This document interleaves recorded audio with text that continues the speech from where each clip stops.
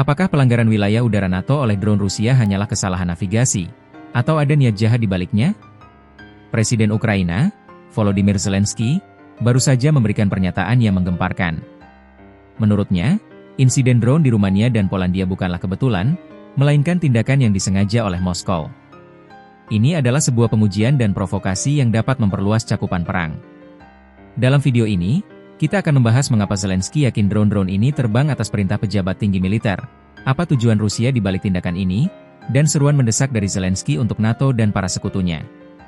Selama berhari-hari, dunia internasional bertanya-tanya. Apakah drone-drone Rusia yang tiba-tiba menembus wilayah udara NATO adalah kesalahan teknis atau kesalahan pilot? Tapi menurut Zelensky, narasi itu salah total. Presiden Ukraina menegaskan bahwa drone-drone Shahed yang terbang menembus wilayah udara Rumania dan Polandia bukanlah sebuah kesalahan. Ia mengatakan bahwa penerbangan yang melanggar itu bukan atas perintah komandan rendahan, melainkan sebuah keputusan yang disengaja.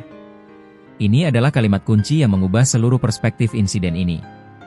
Menurutnya, sebuah drone yang terbang menembus hampir 10 km ke wilayah Rumania dan bertahan di wilayah udara NATO selama sekitar 50 menit adalah bukti yang tidak terbantahkan.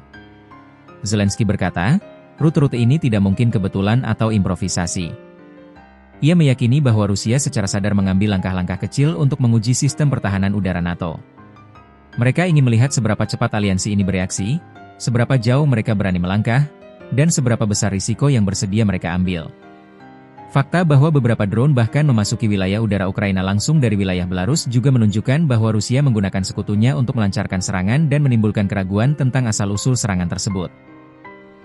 Ini adalah taktik yang disengaja untuk menimbulkan ketidakpastian dan ketegangan.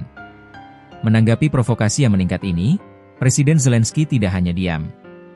Ia mengeluarkan dua tuntutan mendesak kepada para sekutunya.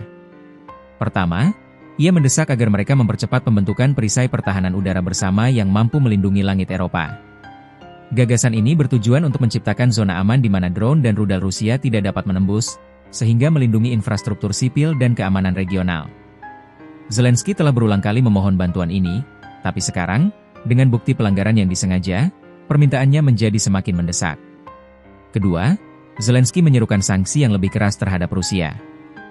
Ia menekankan perlunya pembatasan perdagangan dan pengenaan tarif yang lebih ketat untuk semakin membebani ekonomi Rusia. Zelensky memperingatkan, jangan menunggu puluhan pesawat tak berawak Shahed dan rudal balistik sebelum mengambil keputusan. Pernyataan serius dari Presiden Zelensky ini mengubah narasi dari serangkaian insiden yang tidak disengaja menjadi strategi yang disengaja oleh Moskow untuk menguji NATO. Dengan insiden di Rumania dan Polandia, konflik ini tidak lagi terbatas pada perbatasan Ukraina. Tekanan pada NATO kini semakin besar untuk merespons dengan tegas, karena setiap provokasi dapat dilihat sebagai undangan bagi Rusia untuk melangkah lebih jauh. Pertanyaan besar yang kini muncul, apakah NATO akan bertindak lebih cepat untuk membentuk perisai pertahanan udara? Ataukah mereka akan menunggu hingga provokasi berikutnya terjadi? Bagaimana menurut Anda? Seberapa jauh menurut Anda Rusia akan berani melangkah untuk menguji aliansi Barat? Sampaikan pendapat Anda di kolom komentar.